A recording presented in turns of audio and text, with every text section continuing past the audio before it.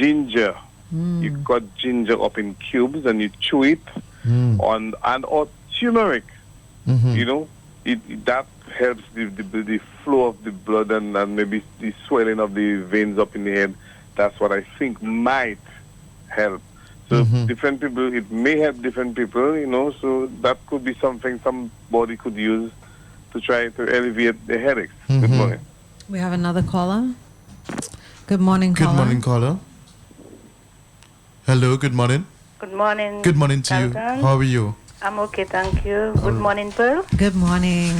I experienced that what the lady said, the caller before, because I tell you, I suffer with migraine very, very bad. Before, in fact. Yes.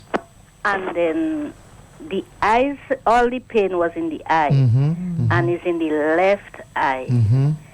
And I tell you, vomiting, and then it had a time they had to take me to the hospital. When I went to the hospital, the doctor gave me something to drink. They gave me injection. They gave me tablet. I had to ask the doctor, please, can you give me something stronger? Because I had so much pain. He told me, but I just give you something strong, the injection. I said, doctor, anyway, I stayed in casualty bed for a while, and then pain not going. I had to tell him, let me go home. Anyway, I came home, and then you know what? I drank some black coffee. Yes. It's recommended. Black in that coffee, case, black local coffee, sir. And you will not believe, it really, really helped me. Black coffee. Okay, thank you very much. Yes, Thank you. yes, Thank yes. you. Wow. So, Mike, we have another caller. Good morning. Yes, good morning. I tried to try and make my contribution pertaining to the migraine headache. Because of also my experience. It was in 2005. A truck driver over the road, you know, I came up with a simple migraine headache. But then as the day goes by, it began to get worse. And I was very concerned because, you know, having a problem in your head, this is one of the places you just don't want to avoid to getting sick. And the co-driver with me at that time, told me, well, the only thing he could do for me, he got painkillers. I took painkillers. The pain subsides for a couple minutes or 10 minutes or so, then it will come back. And I don't know what inspiration just came into my mind. And someone just tell me, I felt like if I could push my hand to my nose and pull out what was in my head, I would have done it. You know, that's how the pain was intense. I was walking like I was 100 years old. Like, you know, that's the way I couldn't step because the pain. So someone just tell me, just sniff cayenne pepper up my nose. And I did that. But before I did that, I took the painkiller to numb the pain, and I sniffed cayenne pepper up my both nostrils. And about a couple minutes to 5 minutes after that, I started to pool, and nothing but mucus kept coming down, mucus. So what came out a couple of years ago, when they were saying that having the cell phone on your head causing brain cancer, brain tumor, which makes a lot of sense because what is happening that, remember when you're on your cell phone and your head, reception is coming from the cell phone side of the tower to your phone. And your brain, the way it works is it's like magnetic or electrical. Your brain, the way it works, you know, the nervous system. So the body, now the brain observes that there's interference. So what it does, it takes mucus and try to build a wall to protect the brain from the waves coming to the cell phone, the radiation or whatever it is.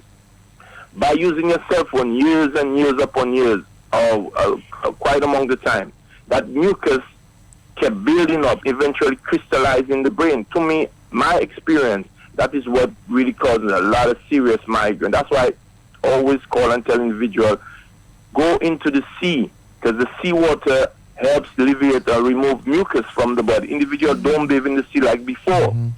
If you go in the sea or drink salt water, if anybody listening right now, and one day was to take a little bit of salt water, salt on your tongue and swallow it, you will see how it would bring up mucus from the body. So I'm just saying that to all individuals suffering from migraine headache. Cayenne pepper is very good. You could use it in your food when you're eating. You're drinking a cup of tea, you put cayenne pepper in it. To the fact that if you can do it, sniff cayenne pepper up your nose to help alleviate the pain, it will help. Cayenne pepper is not really something that would damage the body. It's hot, but it works with you. So that's my contribution for today, to help those that need a solution to the migraine. Remember, the sea is very important. The seawater, it helps and remove mucus from the body. To me, I think it's mucus that's crystallized in the brain that causes a lot of migraine. Thank you. Thank you. Carlton. Thank you. Thank you very much. You know, he's actually very right. In my research of treating migraines naturally, cayenne pepper is actually one of the top 10 remedies. But for someone who's not as daring to stick it up their nose, what you can do is mix 1/2 to 1 teaspoon of cayenne pepper in a cup of warm water and then drink that as needed. But what the article was saying was that cayenne pepper is a great home remedy for migraines because it stimulates circulation and improves blood flow. So, you know, and it also has capsaicin in it, which is a compound that works as a natural painkiller. So, you know, he's absolutely right. Now, the caller that mentioned about she having to drink the black coffee, that actually helped her. Basically, what the coffee would have caffeine, and what caffeine would basically do is it would help in the narrowing of the blood vessels. So it works as what we call a vasoconstrictor. So it controls the amount of blood flow that gets into the brain, causing the migraine. That is why you find like drugs like Tonopan or Cafagot, they all contain caffeine. Even Excedrin contains caffeine but too. a lot of drugs, though, Carlton, and I'm sure you would agree, they only treat the symptoms. For me, I want to get to the root of the issue. I want to know exactly why this is happening, what is going on during this time. That's a good question. You know what I'm saying? But the fact of the matter is that research have shown that it's still inconclusive as to what causes migraine and migraine. That is why it's now classified as a chronic disease, because it doesn't have a cure. So most of the medications only give symptomatic relief. And that is why it's closely linked to hereditary. So that's why you most likely, if you do interview someone or ask someone who suffers of migraine, they will tell you, well, their mother or their sister or brother, somebody in the family tree is suffering with migraine. You know, my eldest sister suffered with it really badly, and she missed, I think, a lot of years of school as a result of that. As she's aged, though, she's in her 40s.